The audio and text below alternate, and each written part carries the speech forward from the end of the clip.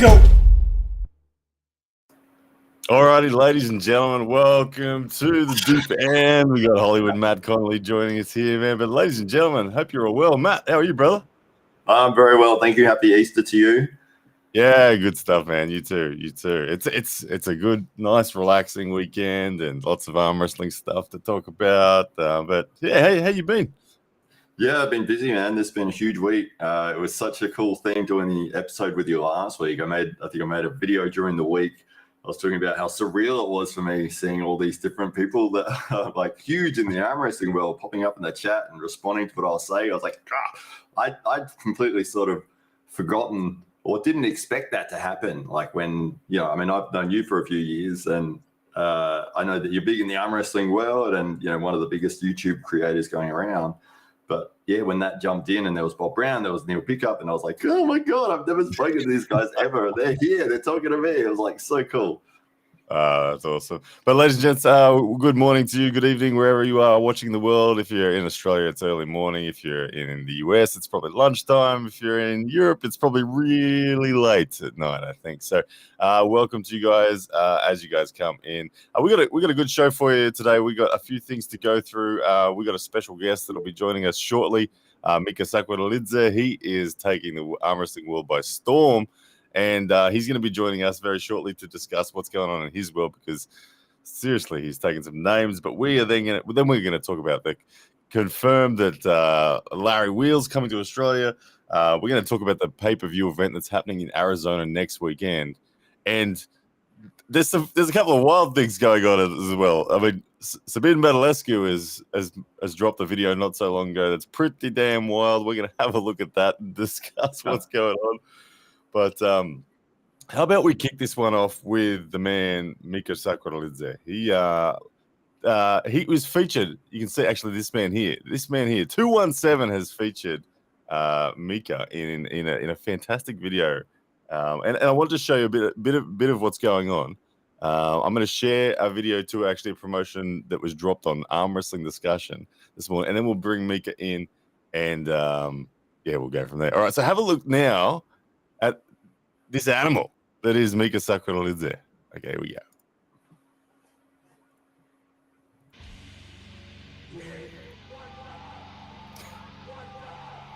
Just destroying everybody, isn't he? He's crazy. He said he's got less than a year's experience. Yeah, this is 1 year. 1 year is arm wrestling. Fine, man. Seriously, I'm 3 years in. This guy would destroy me. Look at the caliber and the names of the people that he's crushing. Look at the energy he brings. It's unreal. Whoa, look at that. He's fired up. Yeah. So fantastic video production as well by 217. They do an amazing job. This has got bits of the 217. We'll go when Mika gets on. We'll jump on in the detailed 217. But yeah, some footage here, like Cody Hadley there. Some beast that he's taking on. Like, look at this. This is a very experienced arm wrestler on the right there, Cody. Look, Brandon Allen, get out of the way. It's crazy. Oh man, especially in his weight class as well. Like he would do an amazing job in world championships. Oh yeah, and his upside potential is huge. He's got the energy. Let's bring him in. Ladies and gentlemen, make some noise or welcome, whatever you do, for Mika Sakvarelidze. How are you, brother?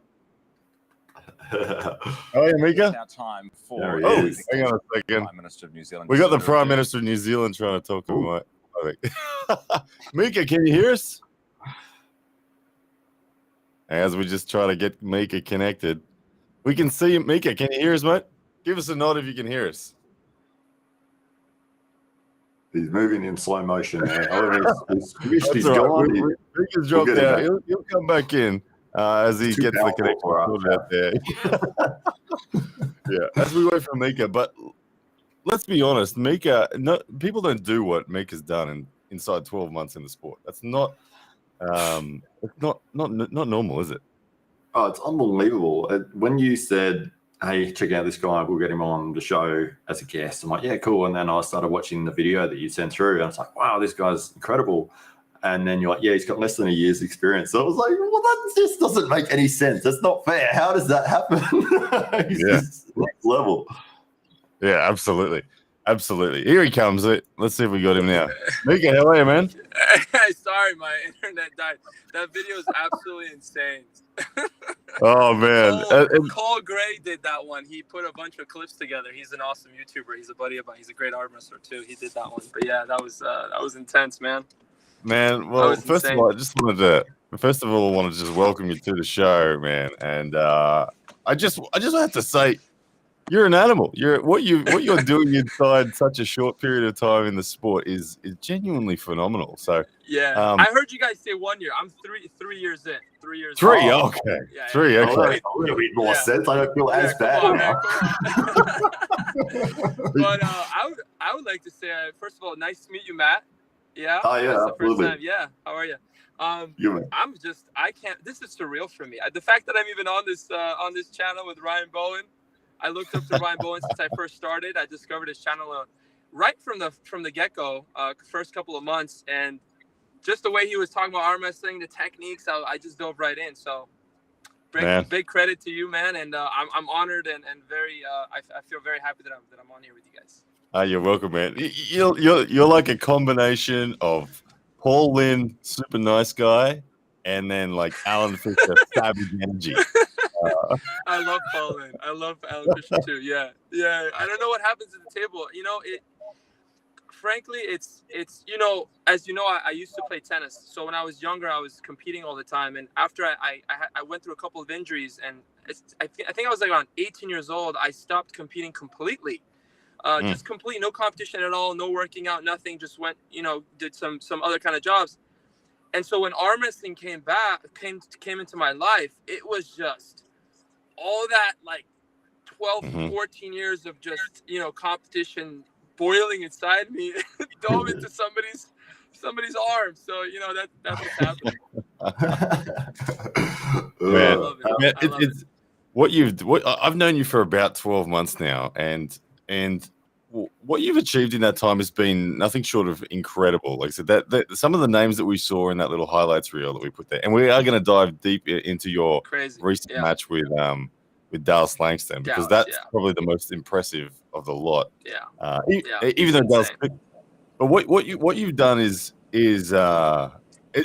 sometimes it's intangible. Sometimes you can't tell what it is that makes somebody so sure, or makes me feel so sure that someone's going to end up being a high level pro. But there's that factor about you. You have the fact that you have the ability. There's something going on. Your technical intuition, your conditioning and strength and speed. It just like, if you had to bet on anyone, I'm betting on you. That's crazy. What is it? I don't know. Is it you're Georgian? Is it that you're Georgian? I gotta thank the ancestry, right? I gotta thank the Georgian genetics. I gotta thank my parents, obviously, and I don't know. When I was younger, my two idols growing up was Bruce Lee and Michael Jackson. Those were my two guys.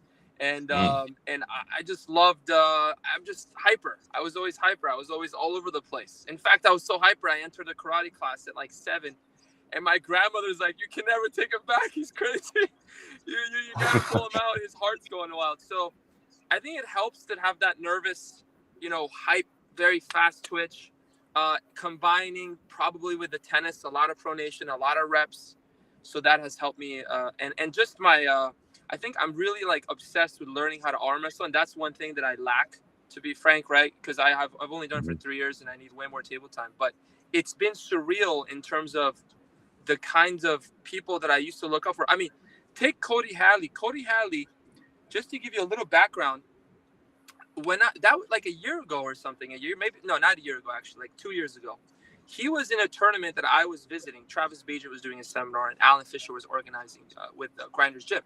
He won. I think he won that whole thing. He beat like Allen. He beat a lot of names. I can't remember exactly what, but Gage Jordan. So he smashed everybody. And I entered it as an amateur just because I wanted to try it. And Gage just literally in like 1 second just went boom. And I was just like, oh yeah, this is not even in the same level.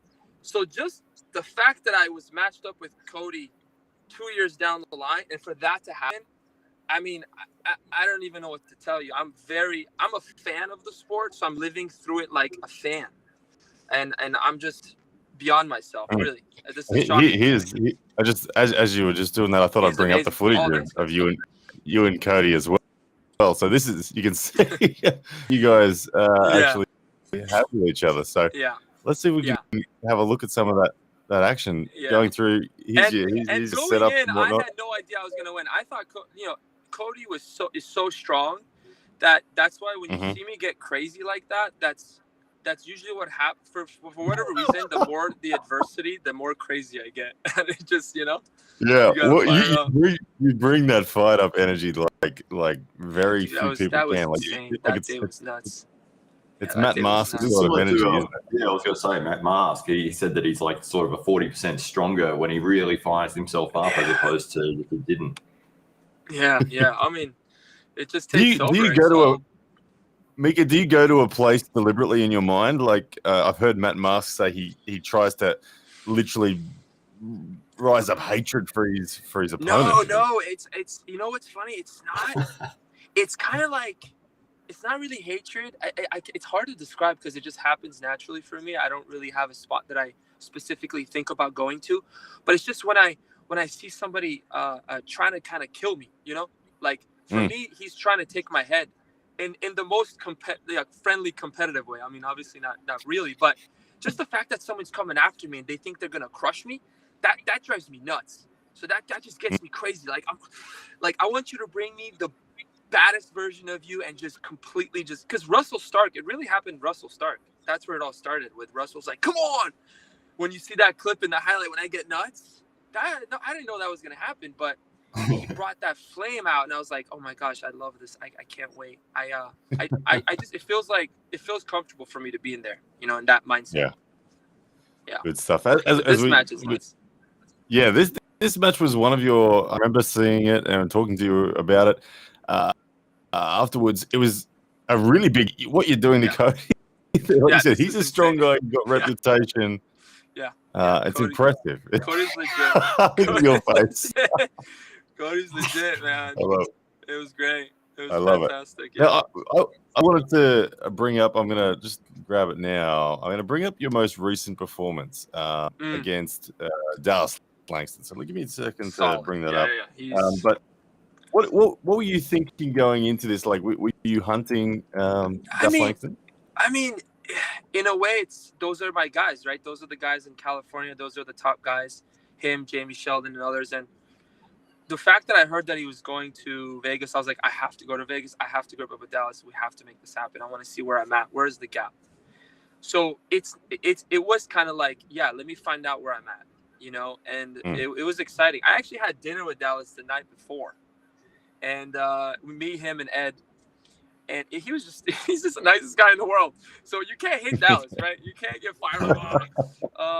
He's the nicest guy in the world, So it was a surreal experience for me just to be called up with that guy, like just to say Dallas Langston, Mika, what? Yeah, I don't know. That's awesome. Well, Dallas, for anyone watching who doesn't know who Dallas Langston is, I believe, ranked number 4 in the USA for the light heavyweight division. He's got very big scalps to his list. Who he's beaten: Paul Talbot, among them, Craig Touye. He's done it all essentially, and he's himself pushing for the number 1 rank. He wants RBJ. He wants all those. Hungry for sure. Yep. Hungry. So let's have a look now at that performance, and let's break it down a bit more in detail. This footage, guys, comes from 217. Brad Cook's 217. I have to massive shout out to him. The best, absolutely. When it comes to filming and production, he's a killer. Let's have a look. Let's bring this one up. Hit the play button. All right, here we go. 217 Films. You can see there. Now, you got a few other matches in this footage as well. Earlier rounds in the tournament, just getting them done, getting out of the way. But straight away, Dallas out of straps. Did you feel like you had a chance to pin him out of straps? You know what? I think I could have, right? I was thinking, I think I can do it. I was just, I needed to grip him maybe a little bit lower, but he's very tricky. He's very tricky. Yeah. He slipped really well. Like, I tried to really hold on there. Now, this first hit, he must have been surprised by this first hit here in the straps. You nearly just put off the go. Yeah, that was nuts. Oh, man. Going into this match, I had usually when I go into a match, it's just silver bullet, do your move, kind of just win, right?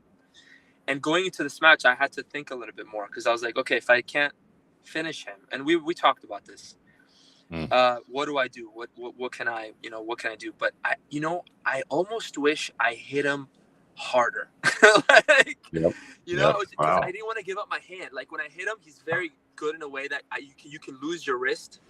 So I just felt like I hit him, and I was like, oh, it's so close. And then I got back into that position. But he's actually, Dallas, what I would say, compared to everybody else that I've arm wrestled, he's extremely good in the setup. So like, when you're putting the straps on, where he puts his hand, how much he gives you, like little carves here, little carves there, So he taught me a lot, to be honest, because when I was arm wrestling him, and after the first round, he came up, he's like, yeah, I had to do all those things. And I was like, dude, please do the most nasty, brutal stuff you can, because I'm trying to get everything downloaded. So yeah, he's very very strong, man. He's all strong. Like he held that hit. Oh, obviously. I feel like strength is Dallas's biggest weapon. So strong, especially inside. He doesn't really force hand wrist lanes. He just wants to stop a match, and then he's happy to battle.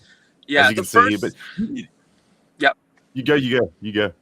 No, I was gonna say, the first round when I fouled out, I was like, no, I had a good position. I had a decent position, and my stupid elbow came off, and I got to figure out how to stop that. I think next time what I could try to do is maybe leverage more on the elbow. I think I wasn't, pushing off of the elbow enough, and I think that's going to give me maybe even more leverage.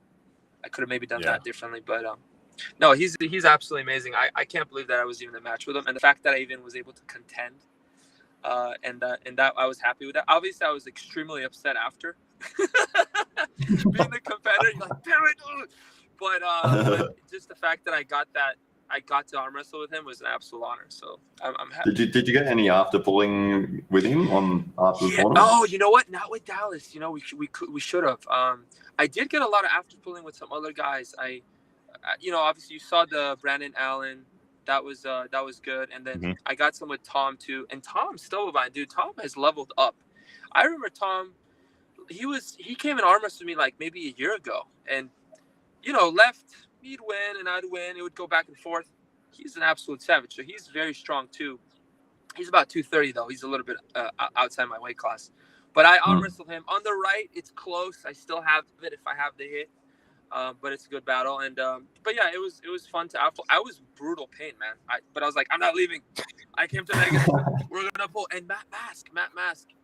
Credit to Ed Bedrosian. He's like, Matt, come pull in my boy Mika. And I was like, dude. That would have been awesome. Like, no. So me and Matt actually got to pull, and he saw what I was doing. And then you know what Matt said after? I was like blown away on his channel. He's like, yeah, Mika, he's got some potential. And I was just like, ooh. Me and my buddies in my chat. Yeah, we're just blowing up. Awesome. My chat, my crew, my club, this West Side Arm Wrestling. Nothing. The whole chat's nuts, dude. We're just like, what the hell's going on? Oh, that's amazing. The breakout.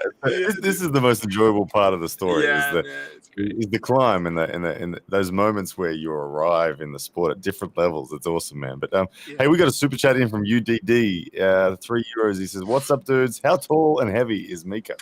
I am 6'2", and I hover between 205 and 210. Yeah, nice. I started at 180. Yeah, 180. Yep, that's my exactly walking. The same as me. Yeah, that's exactly my stats. Yeah, we just lost Mika. He just dropped out. But you're too tall for this.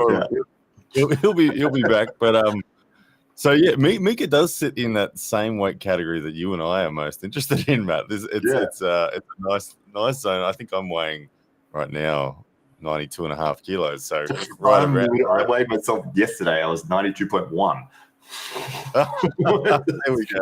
There we go. Well, hopefully Mika comes back. I did have a few more questions, and I'm sure the guys in the chats have got a few more questions for you as well. But interestingly, I wanted to ask, and hopefully he does come back. Ask him about his transition from tennis to arm wrestling, because Mika is one of those guys that I have a similar experience with. I came from the background of tennis, and I always felt that it did a lot for my pronation, a lot for the connection there, and that seemed to translate to the table. So I'm really curious to see what it is. Have you got any other background outside of arm wrestling, Matt? That's translated for you? I used to play tennis as well. Did you? Yes. I don't know What is going on? but as a junior though, only till I was about 13 or 14 or something. But on table tennis actually, which is probably not as related. But yeah, I used to play table tennis for the state and competed nationally. Had a great time doing that. It was awesome. Played that right up till 17. And Mika's back. He's back with us. He made it back. Oh, we can't hear you this time, Mika. He's shrunk. He's got getting smaller. He's gone again. The battles of technology. It's all good. We'll forgive me. So for real, you were a tennis player. I didn't even realize. Yeah. And then table tennis, I went smaller. I was like, nah, this court is too big. I'm going to make it as small as I can. Let's go with the table tennis. So is the volume okay? Is the volume good? Yeah, man. There we go. Sorry about that. My phone overheated. Oh, yeah. Wow. Too much hype in the room, dude. Too much hype. Too strong for your bum. Man, Mika, I wanted to ask you about your the strengths that you've brought from tennis, and do you feel that the millions of heavy topspin forehands you've hit has translated to the table? Yeah, I think so.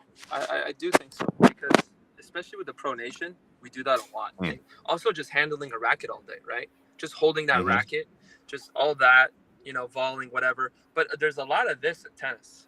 And in fact, the side pressure too, because I trained a lot on the wall. So I'd get like a lot of reps, very strong, powerful reps. And you're rotating your body, and you have this going on too. I don't know if you guys can see me, but I think it does translate. But the strangest thing is my left. My left is not as good as my right. It really isn't. It's not even close. However, my left has gotten pretty good. So I'm like, well, my right pronation. Yeah, I don't know. So I think, of course, my right. I mean, when I first came into the sport, like no training at all, my right was way better. So we have to attribute that to tennis, right? It has to be tennis. So I think it does play a big role. But my left is starting to catch up a little bit. Yeah. Nice. Yeah. So everybody go play tennis. Go play tennis for 20 years, and then you'll be fine. However, I'll tell you this though, I can't play tennis anymore. That was my question. I coach kids, I mentor kids. That's like my favorite thing in the world, right? Like that's what I do for a living, dude. Hitting the ball is excruciating, especially after training. Oh my god, dude! I was playing like this, and I was like, oh please no. I had to adjust, man, especially the serve. So. But I've gotten used to it now, so I've changed my technique. That's good, because I'm someone who once upon a time my brain remembers how to play tennis, and occasionally I've gone and tried to pick up a racket and have a hit with my kids, and now that I've got 10 years of arm wrestling in me, oh my goodness, no, it just does not happen anymore. Yeah, dude, that elbow. But I wonder, when you play, does it like hurt in your elbow, or what do you feel? It hurts in my shoulder. My shoulder. Okay. In your soul. But your elbow's fine. Yeah, my elbow's okay. Interesting. No, but I can't. The crazy thing is, like, sorry. Go ahead. No, go ahead. I can't straighten my arm like I used to and get that acceleration. I have to. I have to play with a bent arm entirely. Also, you haven't played a bit, but it's interesting because when playing tennis, I've never gotten injured in the elbow. I've never had a golfer elbow or a tennis elbow. My issues were always shoulder. My issues are like rotator and their labrum. But in arm wrestling, it doesn't hurt my shoulder at all. So it's kind of a weird thing. It does hurt my elbow, I'll tell you that much. I got this thing on, dude. I'm trying to go to Arizona, man. I got to heal this thing up. That's a big one. 3 years in, conditioning is still early at the end of the day. There's still you've arrived. You've got a very dangerous looking top roll, and you've obviously got explosive side pressure as well. But there's still so much more backfilling to come in terms of just still grinding your elbow up a bit more and getting used to it. But For sure. and I think when that arrives, you just go to the next level. Once you add a equally dangerous high hook to your style. Oh my goodness, I can't wait. I can't wait, dude. I want to do that high hook thing so bad. As soon as that pain is gone, I'm conditioned. I'm jumping into that. Nice. Hey, Mika, what's ahead for you this year? You just mentioned Arizona that you want to be there, but have you got? So I was thinking like, oh man, should I take a break because I went pretty hard in Vegas and Arizona, but I don't want to skip it. I need the experience. I need as much table time as I possibly can. I'm not injured to the point where I think it's dangerous or anything like that. I think it's just strains and elbow, normal stuff. So Arizona's coming up. That's exciting. That's amazing. I can't wait to see that. You got Corey Miller, you got Giannis coming in, you got Coach Trey. I mean, just the whole line of people there. And so I'm doing that for sure. I'm going to fly in next weekend. And then the biggest thing after that, I believe, is there's Hawthorne and then there's the Fit Expo, the UAL by Bill Collins. I'm looking forward to that one. That one's going to be huge in May. And then the rest, a lot of stuff coming up for sure. But I'm going to go as long as I can, get as many matches as I can. As long as I'm healthy, I'll just keep going. I need to rack up the experience. That's the model. Man. That's the model, isn't it? That's what the great John Brzenk did. He just got matches, just tournaments, matches. I got as many as I can. Hey, similar question, but Cole Gray, your buddy Cole Gray, who did that awesome promo that we showed at the beginning. He's sent us in a $4.99 super chat, and he says, "What match do you want the most? And who are you looking forward to pulling next? I know you obviously got significant volume ahead of you, but if you could have one match, if you could have a super match held up in lights, who are you picking?" My 1-year-old daughter, so I can win. Who do I? You know what, man? Like, I don't have a specific person in my mind. I just, one of the reasons I don't is because I'm like still like what's going on, man? Like, these guys are so insanely legit and talented, and do I even belong? But obviously, for me here in California, that's my goal. My goal is to just get to the top. So you got Dallas, you got Jamie Sheldon. That I would love a rematch with Jamie Sheldon. He destroyed me last time we faced off. Very strong guy also. I actually very curious to see what would happen between Jamie and Dallas. That would be a fantastic match. In terms of other people, I mean, I'm in the place where anyone that's at my level or above, I take it on. But yeah, man, nobody really specific that I'm like, oh, I can't wait to, get a win on this guy or something like that. Yeah. Matt Mask. Matt, I have to go to Canada and trade in Matt Mask. Matt Mask said, you come, if I get a couple months with Mika, I'm going to show him some stuff, man. And I was just like, we're booking a flight to Canada. I got to make it work. Can you imagine I go trade in Matt Mask? Oh, man. I'm going to go to Cali, dude. It's going to be like, woo! I can't wait, dude. The world is your oyster at the moment, Mika. I think with where you're at, I think everyone's going to be excited. I know myself included. Everyone's excited just to see whoever you pull next, and I think that there are going to be people having noticed you now. Yeah, you're welcome, man. But people will have noticed you, and I think offers for super matches will be there. And awesome. No doubt tournaments footage. We're anyone with a camera, I'm sure Brad Cook knows it now. Anyone with a camera, if they see you at a tournament, they're like, "Hang on, I'm just gonna go film this dude because I think he's gonna give some awesome highlights." Yeah, absolutely. Oh, man. Shout out to Brad Cook. Hey, we got a message in here from Arm Wars. This has been Neil Pickup. It says, "Mika seems like an exciting prospect. I've had my eye on him for some time now. The best thing about him for me is his absolute enthusiasm for the sport. I intend to keep watching." There you go. We're just talking about getting noticed for super matches. Turn off the feed. Are you serious? Yeah, you know how much I love Neil Pickup? Oh my God, I can't breathe. This is embarrassing. Dude, Neil Pickup is like the godfather of art. Neil Pickup is everything. Oh my God. Did he really just super... Neil! I can't even breathe anymore, man. Come on, man. This is too much. Okay. Seriously, that's my thing. Okay. Pinnacle for me. And there's a lot of pinnacles out there. You got the Slotty, the top eights, you got the WAF tournament, you got everything, right? If I one day make it to Neil Pickup, an armorist. Consider me the happiest dude on the block. The whole entire nation of United Kingdom on that moment, you can't find a happier dude than me, dude. I cannot wait, dude. I need to get better. This is one reason that fuels me. I need to learn how to arm wrestle. Neil, if you're watching, I'm gonna learn how to arm wrestle, and I'm gonna come to Arm Wars, and I'm going to go absolutely freaking insane, dude. Okay, I'll hold him. I'll hold him. It's not gonna be a flash spin. Flash him once. Next round is gonna be here, dude.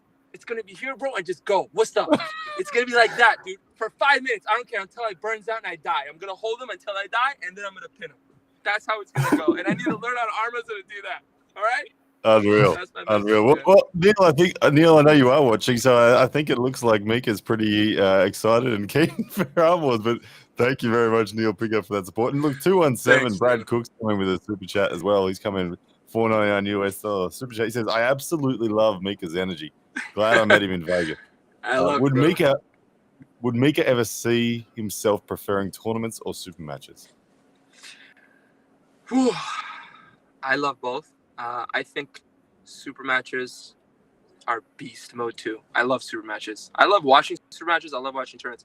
I think super matches are now like the more popular thing. I think people love watching it. I actually do too. It's nice to see that one-on-one, the adjustment. So I actually like super matches, but I love tournaments too. Yeah, I love tournaments, but I think my mind is going towards more of the super match thing. But again, I'm so new. I need to do a lot of these tournaments so I get more and more experience. So for me, it's definitely going to rank up a lot of that tournament stuff, you know?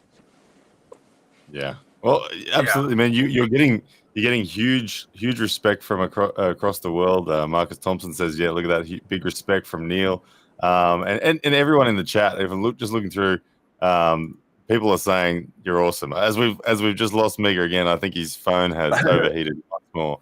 All that energy. He's excited. How good is it to see someone buzzed like that? And it's always exciting when the new name arrives. Absolutely, yeah. And he's got all the potential in the world. You can see. If anyone hasn't seen those highlights that are on YouTube, there, go and have a look, because Mika is next level, and he's one of those huge up and coming guys in the sport. Over the next couple of years, he will be the name to watch, I would say.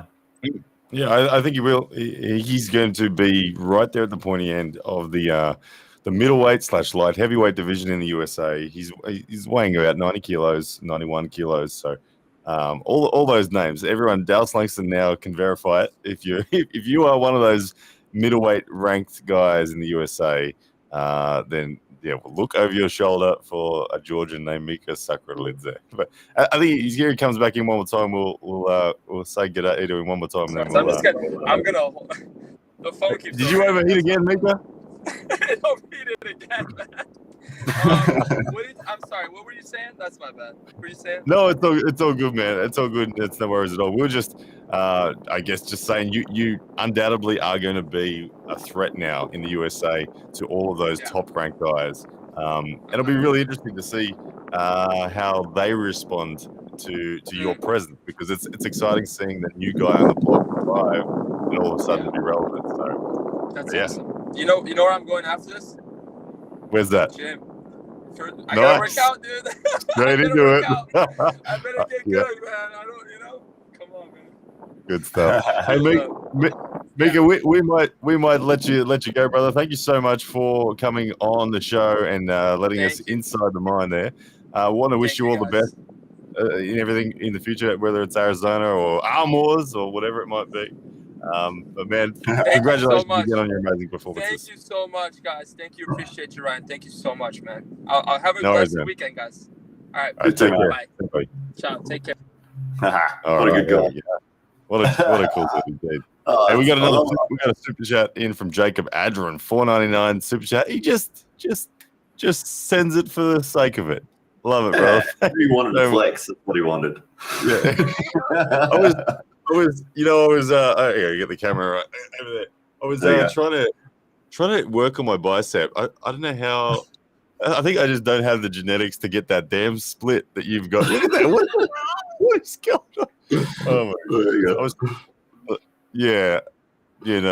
No, I was showing my wife my bicep compared to your bicep last night. She's like, "Why? What's going on? Why haven't you got that?" Well, like I said last week, mine is for show, yours is for go. It's like, I might have that, but it's not going to save me on the table. That's for sure. Hey, there's a few other things that we got to talk about in this show. Obviously, Mika was exciting, but we've got some confirmations from Larry Wheels that he's coming to Australia. It's locked in. Yeah, it's confirmed. It's 13 days away, or it's 13 days till the tournament. So you better be training hard then for your super match. I haven't spoken directly to Larry yet. I spoke to Adam, and guys, just so you know, I think we're expecting an official announcement from Larry's channel any moment now, as in sometime today. You can anticipate an official announcement from Larry about his trip to Australia on his channel.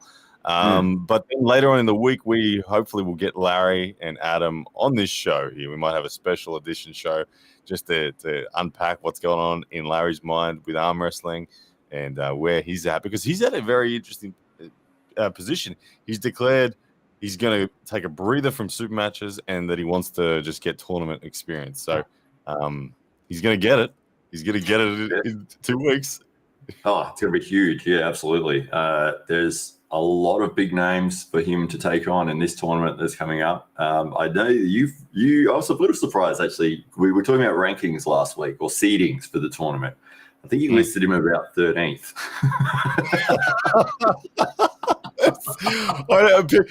People are probably going to crucify me for that, because they think, come on, how can you put Larry 13th? But honestly, it's a very deep tournament. It's Australia and New Zealand's genuine best, and I don't know, like, where do you rank him? If you had to put him in that tournament, like, how far is he going to go in this tournament, in your opinion? Yeah, it's tough. It is actually kind of hard to tell, because he's only really had those 3 big super matches that you can really go off, and then all of his sort of training footage with some of the guys that have come over there. That's what you're sort of banking your opinion, or like how you think he would go against the guys that would be in this tournament. So it can be I can see why you might say, look, I know what these other guys are capable of. I've been on the table with them. I know their experience in setups, in tournament situations. Larry, I've got a sort of a bit of an idea as to how he would go. Obviously really strong, not that experienced, and definitely hasn't been in a tournament situation before. So yeah, I mean, that justification for look, the unknown side of it is why I'm putting him that far down in the seedings, and it would work to his advantage if the AAF do seed it that way, because if he's in a lower bracket, he's going to have probably easier matches to start with, or especially if he lost an early match and went into the elimination bracket. Yeah, so it might work out in his favour. I think Larry, the strengths that Larry possesses, I think he's actually going to. I think he's going to enjoy the tournament environment. That just one and done, bang, get out of the way. Because he looks strong early in his super matches. He seems to fade at round 3 and 4 and 5 and 6, and then it's no good. But if it's just one pull, bang, get out of the way, and then he gets another 3 or 4 minutes, 5 minutes off before his next round is called. That might really enhance his ability. Now, first thing about Larry is he has the strongest biceps in the room. It's not even a question. When he comes to this tournament, he has stronger biceps than anyone in the room. Okay, more than Auckland, more than Matteo Rangi, more than Ben Carroll, and then you say, okay, well, he's got stronger pecs as well, pecs and shoulders than anyone in the room as well. He's benching more than anyone. His shoulder overhead press is more than anyone's. He's got all this amazing fundamental strength. So if he can make the lane about the bicep, and Larry does, if Larry secures his hand and wrist, he just drops. It's a real dropping hook that he likes to do, and he pins with his bicep rather than pinning with shoulder line and elbow conditioning. So I can see people like, for instance, Jordan Davis being in trouble in the straps against Larry if Jordan was to face Larry early. I can because Jordan does definitely not have the arm to be inside Larry's wrist. But if Larry were to get Jordan 3 matches in, it's a bad day. Larry's gonna. Absolutely. I don't know, but if Larry was to face one of the guys like Lachlan or Ben Carroll or one of the guys that has arm power as well, Matt Connelly, no, I see zero. I see zero hope for Larry. Larry against me. If I got Larry first round, I think it's a hard day for both of us. I think I would. I feel like I would honestly have to work really hard, and he'd probably screw my entire tournament up because I think I'd get through it, but I'd be like, oh, damn it, Larry, why did I have to get fresh Larry in round 1? Just lay down for me, Larry. Oh, funny. Hey, I'm going to just quickly chuck in another comment here from Neil Pickup because this is a plug that we all need to know about. Neil Pickup via the Arm Wars channel has said, thanks all right there. The Iron House film series launches next Friday, the 22nd. Australia's Jordan Davis will feature against Bogdan Stoica in the season opener. Glad you enjoyed the stinger. How good's that? Literally next week. It'll be the morning of Saturday, 23rd for us here in Australia. Jordan Davis, the much-awaited Jordan Davis. The most secretive footage in history. I don't know how they've managed to keep this locked down this whole time.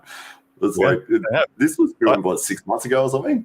Oh, no, maybe not quite 6 months, maybe 2 months ago, 2.5 months ago, something like that. But man, I'm pumped. And yeah, as you said, they've managed to keep it entirely under wraps, and I think it's going to be exciting. But I think Jordan Davis is going to win the whole thing.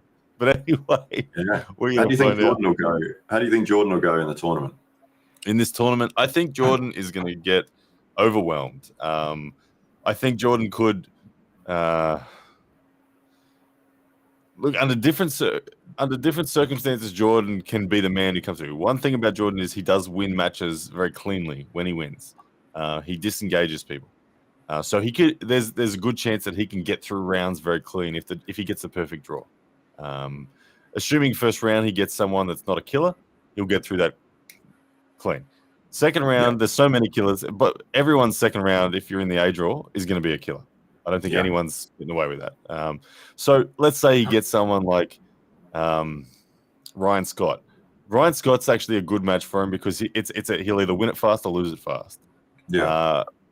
Jordan doesn't want a Mato Rangi or a Lachlan. I mean, Jordan can't do anything to Lachlan unless Lachlan is beat down. So I think that I honestly think that Jordan he'll go 2-2. He'll win 2, then he'll be eliminated. He'll just run out of steam because there's so many strong arms in that draw. Yeah. If there was just 1 or 2 killers, Jordan could take it out. But with 13 killers in there, no, I can't see it. It's gonna be huge, yeah. The tournament for me is Lachlan Adair, Mato Rangi, Ben Carroll are the 3 big aces that are there. With names like Brett Coots, Brett could win it. Mario could win it. I think I could win it. Like these are all the outside dogs in the race, but you never know. You just never know. Yeah. What's Mato Rangi's endurance like deep into a tournament? Well, Mato Rangi, I mean, he's the current Oceanic champion. He beat Ryan Scott last time he faced him, beat Lachlan Adair last time he faced him, beat Brett Coots comfortably last time he faced him. So his endurance is not so good in the sense that he is a one ace puller. He's not a hook puller at all. I know when I trained with him last time in New Zealand, it took me 5 training starts to get him into a hook, and then once it was in a hook, it was easy for me. But it took me 5. I got flash in the first one, and then I got flash in slightly slower the second one, and then I just slowly wore him down. And I'm like, there it is. Okay, so he doesn't have particularly good endurance, and because he doesn't have the style to change, he's relying on that one ace. So he needs to get through clean. But if he's getting through clean, and everyone else is having wars, then it's going to look like he's got great endurance. But if all things are even in the way that he's battling people, then I don't think so. But who would you say has the most endurance out of everyone in that real race for the title? Is it Larry? Larry. No. Maybe you out of the top guys. Mhm. I haven't seen a lot of Ben Carroll. I've only seen his slotty pulls, and he is very quick. Ryan Scott is a real fast flash pin. I don't know. I'd say maybe you out of the top guys. The position you get yourself in. Look at and that's the Bill thing. I might have. Evan. Sorry. Yeah. No, you're right. I was going to say I might have the endurance, but I just lack the top end power. And that's the danger for me is that I just get steamrolled by someone like Lachlan Adair or Matt Tarangi. I think they're the only two guys that can potentially just bang me to the pad. The rest, I think I'm getting into a war with no matter what. But yeah, you can do it for one round, and then but if you get through one round, you get to another one, and you're like, oh, she'll go. It's another monster. Yeah, exactly. That's what happened with Larry in his last super match in that second round. Used absolutely everything to bring that match back from. He was 1 inch from the pad. Used all that bicep to bring it back to the middle. Went in for the press, and then it was called an elbow foul. Had to restart, and that was it. That was the match. He'd lost every round. Flash pin basically after that. He used everything he had in that one round. Hey, I'm seeing comments here saying the new Ironhouse trailer is pure fire. I haven't seen this new Ironhouse thing. Well, maybe we should. I gotta look it up now. Hang on a second, Neil. Because Neil mentioned this. Oh yeah. Oh, look at that. There is an Ironhouse trailer out there at the moment. I'll give you guys a little bit of a sneak peek of it here. There we go. Let's have a little sneak peek. Oh, look, there's Jordan. Well, deep in. Oh, this has got the hairs on the back of my neck standing up. Oh my goodness, Neil, what are you doing to me? You're making me too excited, Neil. Wow, this is next level. This is where arm wrestling is headed. Yeah. Well, the one thing that seems to be the case is that the storytelling of Arm Wars is just going up to another level. The production, what Neil's done, what James Statham's doing with his editing and his vision is phenomenal. So the story is building. I can't even hear what they're saying here, but I'm like I said, I'm literally getting the hairs on the back of my neck standing up just thinking about it. Yeah, this is great. I mean, this looks like one of the UFC promo videos or the countdown videos, which is the ultimate in terms of production, building that story, having the characters, and that's what makes people interested in seeing the match, seeing the result. It's somebody you can identify with. You go, oh, I like this guy, or I don't like that guy, and then you're more invested into watching the match. And there's Stoica Bog down there. Oh, look, there he is. There's our man. Oh, look at this. Oh, he's fired up. Oh, Dallas Langston against Jordan 2 later in the series. Can't wait. Tom Holland, brutal. Oh, man. All right. We got to stop it there. But, ladies and gentlemen, clearly everyone is going to jump off this feed soon and just go watch that. But hang around with us before we get there. But, oh, man, that's the first thing I'm doing once this feed is done, is going and watching that fully. But, oh, man. Hey, Aussie Arm Wrestlers in the chat. Ladies and gentlemen, Jake Ward, he says, I've turned up late to awesome dudes here. Ready, bang. There it is. Jake Ward. Hello, Jake. Jake's fantastic. Thanks for dropping in. He'll be up here for Over the Top as well in a couple of weeks' time, so I can't wait to hang out with Jake. He's actually put in a super chat, just come flying in. Wow. 299, the reach around wins. Ready, bang. He's called it. Hashtag I will pin Larry at the end. Aussie Arm Wrestler wants some Larry action. I think he's putting up his left hand trophy. He's the most electrifying trophy in sports. He's putting that up for a match with Larry. Oh, yeah. Well, Larry's presence is going to be massive here. It's great for Australian arm wrestling, great for everyone. It's going to be awesome. So we can't wait to see Larry. Hey, some other things that are going on. We've got there's a pretty wicked pay-per-view happening on Arm Wrestling TV this weekend or next weekend coming up. Sorry, in Arizona. Let me bring up the promo for that one because that one's looking pretty good. Let's have a look. A huge tournament, a massive lineup. So many people that are involved in this. I think it's full of like Coach Ray and Giannis and all of the local US guys that'll be there. It's a huge event. Oh, absolutely. Here it is. Have a look.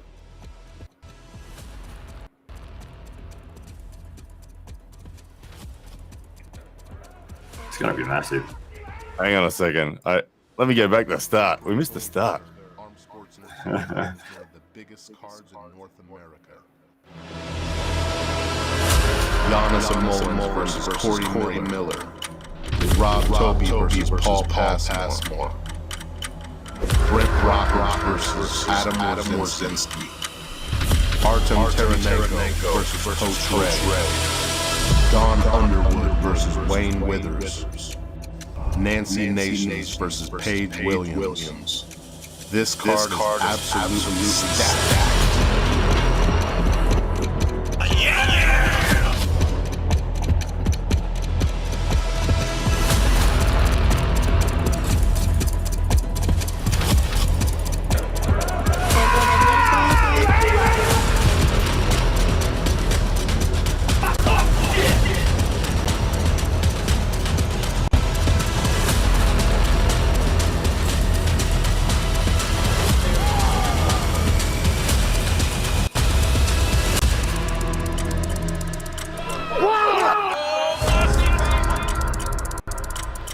There we go. Massive. Arizona Massive. State Championships, April 23rd, live on the pay-per-view via Arm Wrestling TV. That's exciting. That is going to be big. I'm particularly looking forward to the Coach Ray and Adam Taranenko match. that's the one for me. Do you think Coach Ray will be trying to implement a press, or what style do you think he'll try to go with? I mean, Coach Ray against Adam. I think he's saying he wants to become the top roll king. He's trying to take the title off Adam. So I think that there's a bit of cheekiness going on there that he thinks that he is going to be able to probably wear down with some inside games. But I think he wants to ultimately end up in that super match, starting to take the high ground and rub it in. So that one's going to be awesome. A lot of good talk between them. They're two guys that I've had a lot to do with. I've had a chance to compete against Adam in the bottom eight, in the final of the bottom eight. I took on Adam. He's got everything. He's got hooks. He's got top rolls. His endurance is not particularly high. That's where I got through him on the day. His peak power was good, but his endurance started to fade. Where Coach Ray, I don't know about him. I've never had to feel his endurance, but I know his peak power in his lane is very solid. But it's can he get into that zone against Adam as well? So, but another huge match that I like is Giannis Amolins and Corey Miller. Absolutely. That's killer. Yeah, that's absolutely beastly. Do you think when Giannis competed in the WAL, do you think the rule setups really didn't favour him? He seemed to have a lot of issues with trying to get the setup that he needed. It seems like he was just not used to that style of rule set. Yeah. Well, Giannis never did. He ever hold up a WAL hammer? I can't remember. I don't think so. I don't think he did. Yeah, I think he in the early years of WAL when it was tournaments. I remember watching. He had a brutal war with Joseph Levi in round one, and that just wrecked him. And I think that just he had no chance of getting through the draw with that after that massive tournament opener. But his style, he's definitely a clean arm wrestler. That European no load, very fast twitch, top roll that he has.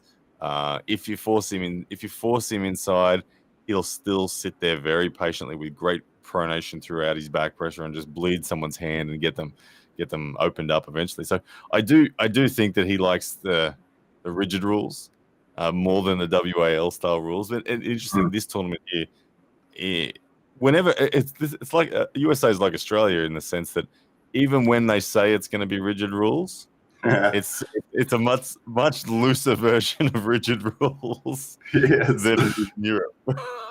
Yeah, that's right. That's what. Yeah, I mean, my opinion, it's more entertaining that way. I just want to see a match. I don't want to see fouls. I don't want to see, fouls and setups, and a match not happen. I want to see an arm wrestling match. Yeah, absolutely. And we're going to see a whole bunch of good ones. The other things that are on the card that excite me, particularly Don Underwood, Wayne Withers. That's mega. Don Underwood. Did you know that Don was Hollywood as well? I didn't know that at all. And now I feel really silly because I've gone with that nickname. And then Tim Graham, the Viking, one of the guys at Alcott, he's like, Don Underwood is. And I was like, I don't know who Don Underwood is. So I had to look him up. I was like, oh, he's awesome. He's a fantastic arm wrestler. But I didn't do it deliberately.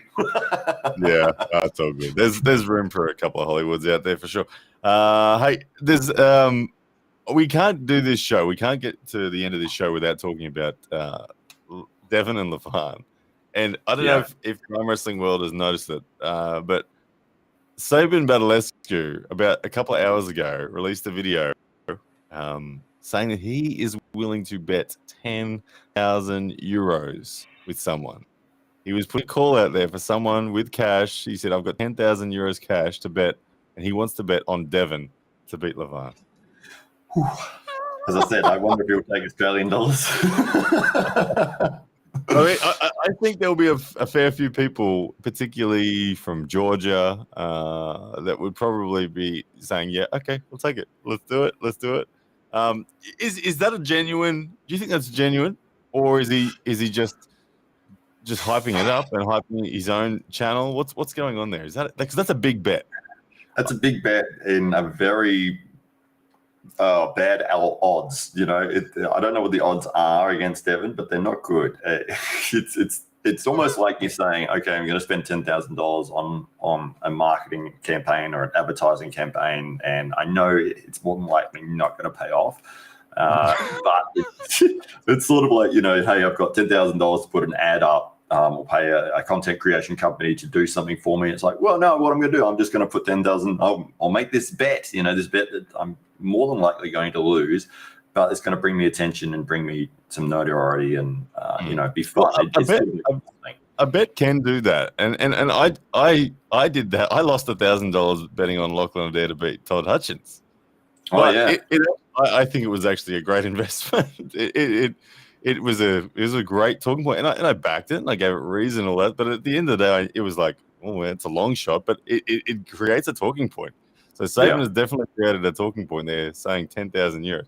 I have a feeling it's a big bluff. I don't think he's got 10,000 euros to bet. That's I don't know. Sabin's not the king of Romania, so I don't know. It's a big bet. I don't know. Yeah, that's one of those things, though, man. In that position where you put that $1,000 up, and it went against you, but it was almost worth it in terms of the amount of people that just jumped on to rub it in your face, because it was like, oh, okay, well, you guys are watching my stuff to be able to, sort of add some more value to what I'm doing because you were invested in it, you wanted to see me lose, and now you're done. Now that you did. You get to make some more comments and, it brings some more attention to what I'm doing. Yeah, absolutely. Hey, what is your perspective on that match? Do you think that Devon actually legitimately, is there a pathway for him to win? Well, you never say never. I just think it's going to be 6-0 Levan. I think he's just way too strong. I mean, the only real way I can see Devon winning is if he gets some way to slow Levan down in the first couple of rounds. If you can slow him down a little bit in the first, a little bit in the second, maybe in the third, he might have enough to be able to hold on and start bleeding. And if he can avoid being pinned in that third and bring it back to center and sit into a framed position where he can make Levan gas himself, I think that is his path to victory. He's not going to win power versus power. He's not going to overpower Levan in any situation. I think it's purely down to the fact that it's a super match format with multiple rounds, and his endurance is his path to victory. For me, his critical thing that he needs to achieve in order to get the victory is to bait Levan into almost a physical argument in the setups.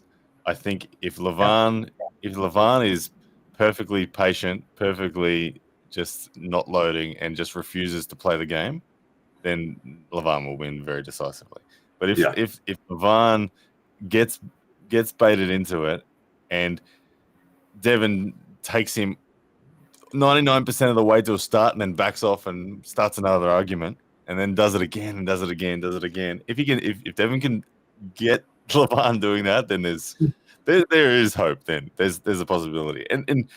And once Devon climbs up enough, once he's to the point where he's got his nose slightly in front or his foot slightly in the door to a stop, Devon then switches from all of that drama to just saying to the ref, just say go, just whatever. Like, so I don't know if Devon can get that point. I can imagine it happening. I can see it all potentially. Like, if Levan reacts the wrong way, and if Devon is given enough opportunity by Bill Collins, I mean, can you imagine the pressure Bill Collins is going to be under for this match? Oh, absolutely. Yeah, I wouldn't want him to take his shoes for sure.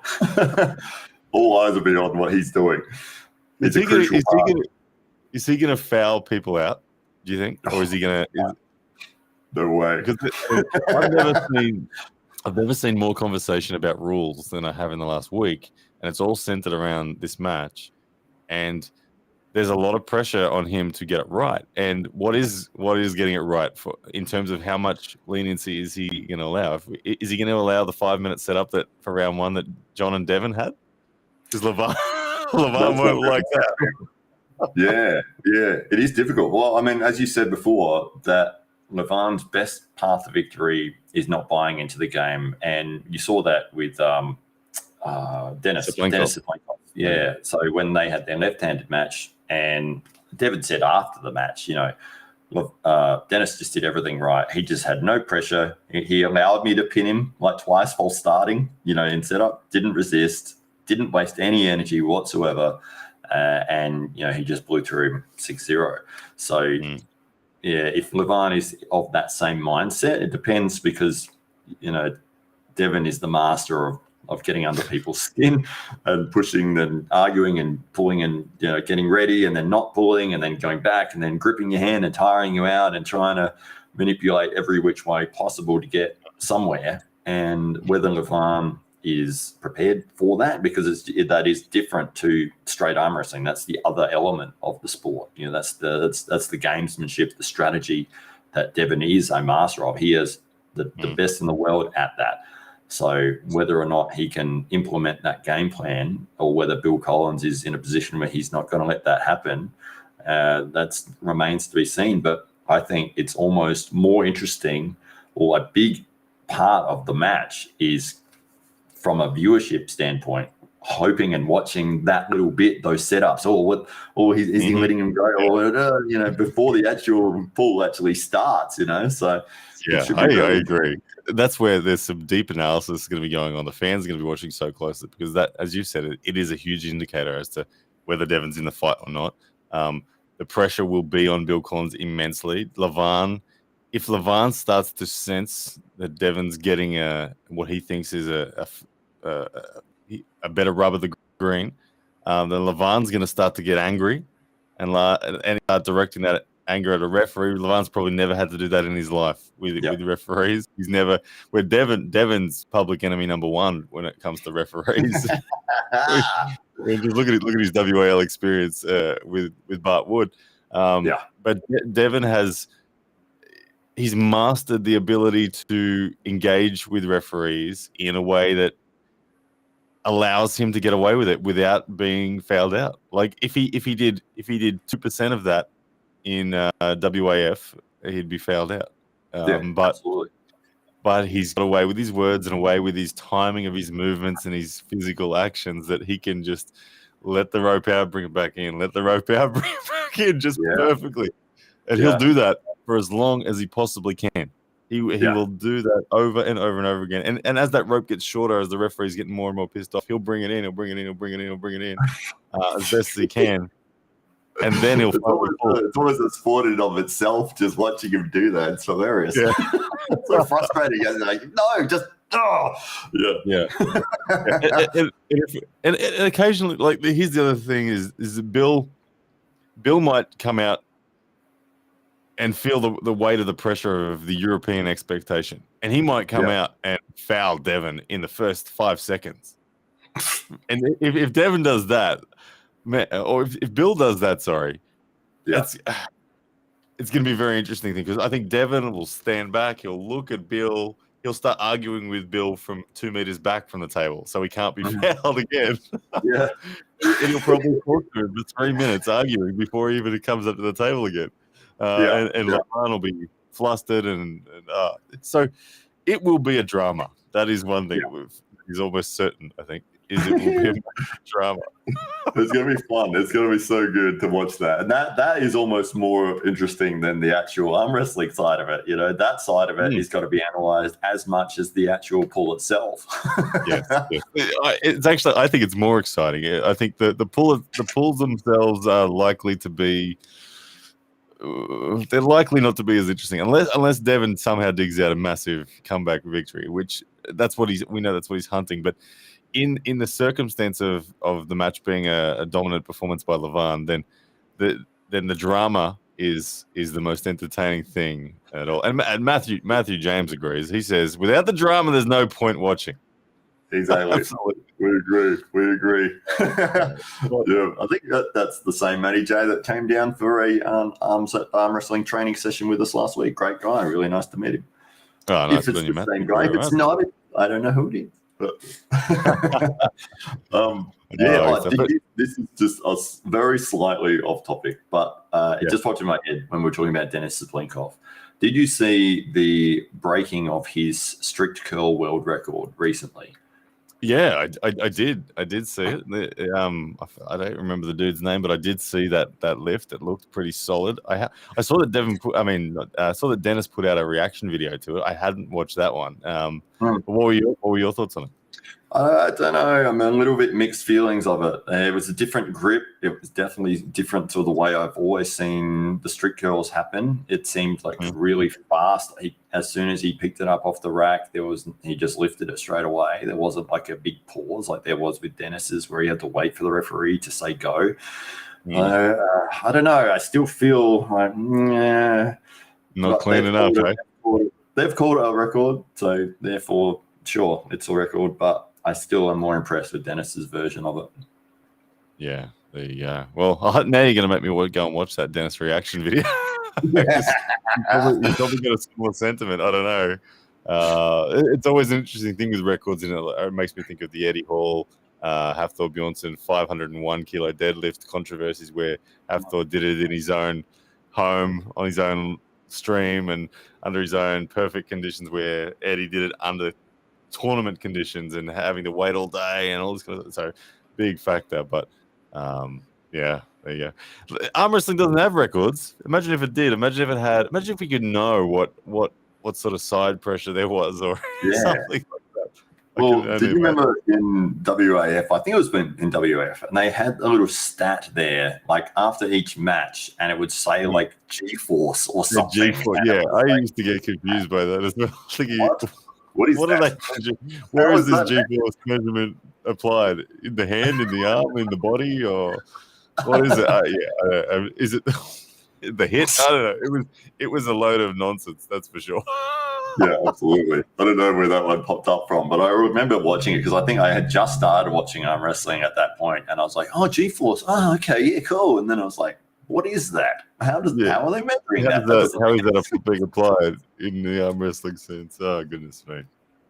Anyway, guys, ladies and gentlemen, we've been going for an hour and 10 minutes. If you have any final questions or comments that you would like myself and Hollywood Matt Connelly to address, please do get it in. Well, we've covered off all the subjects that we were talking about today. We, of course, if you missed the beginning of the show, we had the Georgian superstar on the rise, Mika Sakvarelidze. He came in.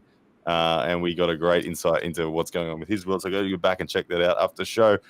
We've talked about Larry Wheels confirming for Australia and the over-the-top tournament that happens in just over 2 weeks' time, or just under 2 weeks' time, sorry. Of course, the Arizona pay-per-view, Devon and Levan and Sabin Badalescu's $10,000 marketing bet. But if you guys have any more questions, let us know, and then we will wrap this one up very shortly. But Matt, what do you got on this week, man? Well, I was just going to bring up the fact that I would love to see a super match between Larry Wheels and a certain Ryan Bowen that might potentially happen. I don't know. I don't know. Look, Larry and I will definitely cross paths, and look, if we face in the tournament, that's one thing. But I don't know how long Larry's here for yet. I haven't spoken to him personally yet. I should do that later this week. But if he is around in Brisbane for more than 3 seconds after the tournament, or for more than 3 seconds before the tournament, then there's a good chance that we will do something. So, yeah, absolutely. I will definitely group up with that man in one way, shape, or form. I'd personally love to just get the opportunity to spend some time with Larry in terms of just. I know he's had so many people guide him, but I'm not naive to think that that my way is the only way. But I would love to share with Larry some of the methods of training and coaching that I think that it could serve him really well, because I do think his strength is already sufficient. He just needs to feel the sport a little more. And so I'd love to just show him how Devon taught that to me, and how over 5 years of me using that, what the benefits were, because I think Larry needs that touch in his game. But there'll be something between me and Larry for sure. And what about the fast rising American Chance Shaw, who potentially could be in town as well? Yes. Well, unfortunately, I can confirm that Chance is not coming. It was about 3 or 4 days ago that he messaged me and said, "Nah, look, we fell just a bit short on getting it all together. They were raising funds and all sorts of stuff, but no Chance Shaw in the draw, unfortunately." Which would have been nice. He had him seated 4 in the tournament had he have been here. But Larry down there at 13. Are you pulling that? You pulling in the tournament? Oh, yeah. It was me and Larry first round. Are you pulling are you going to cut to the under 90s, or are you pulling 105?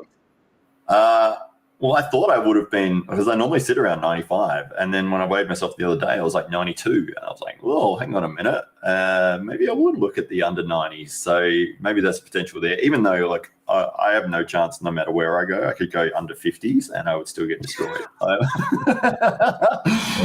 don't believe it. Yeah, I don't believe it. Sorry? Good. I don't believe it. You're a killer. All right. Anyway, ladies and gents, we might wrap this one up. Thank you so much again for joining myself and Hollywood Matt Connelly for episode 2 of the show. So really appreciate it. We'll be back next week. Next week, I think there will be a big weekend, so there'll be lots to talk about with a whole bunch of events. The Louisiana State's on as well, as 217 has mentioned. Brad Cook. Have a look at the names of some of the matches there. You got Krasimir Kostadinov and v Corey West. That's an exciting match. You got Doug Allen, Jonathan Breeder, Carl Stanley, Jordan Sill, Daniel Moser, Craig Tuyo. Plenty of names there. So lots of action next week to talk about as well. So Matt and I will be back next weekend, same time. And good stuff. Do you think actually will that tournament be happening as our episode is going on? I'm not even sure. It might be. Yeah, right. It might be. Yeah, it might be. We might be on here getting live updates of what's going on and talking about it all. But either way, guys, we're looking forward to it, and we will see you guys again next week. Thank you. See you guys.